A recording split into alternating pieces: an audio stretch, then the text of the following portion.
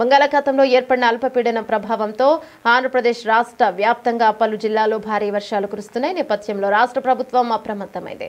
సహాయక చర్యలపై దృష్టి సారించిన మంత్రులు అధికార యంత్రాంగానికి కీలక ఆదేశాలు జారీ చేస్తున్నారు. వర్షాల పరిస్థితిపై హోంశాఖ మంత్రి వంగలపూడి అనిత అధికారులతో సమీక్ష నిర్వహించారు. పలు జిల్లాల్లో కలెక్టర్లతో ఆమె ఫోన్లో మాట్లాడి క్షేత్రస్థాయి పరిస్థితులను అడిగి తెలుసుకున్నారు. తక్షణమే అన్ని జిల్లాల్లో కంట్రోల్ రూమ్లను ఏర్పాటు చేయాలని ఆదేశించారు. ముఖ్యంగా కృష్ణానది పరివాహక ప్రాంతాలు, ఇతర లోతట్టు ప్రాంతాలు ప్రజలను నిరంతరం అప్రమత్తం చేయాలని స్పష్టం చేశారు. అధికారులు క్షేత్రస్థాయిలో అందుబాటులో ఉంటూ పరిస్థితిని పర్యవేక్షించాలని సూచించారు.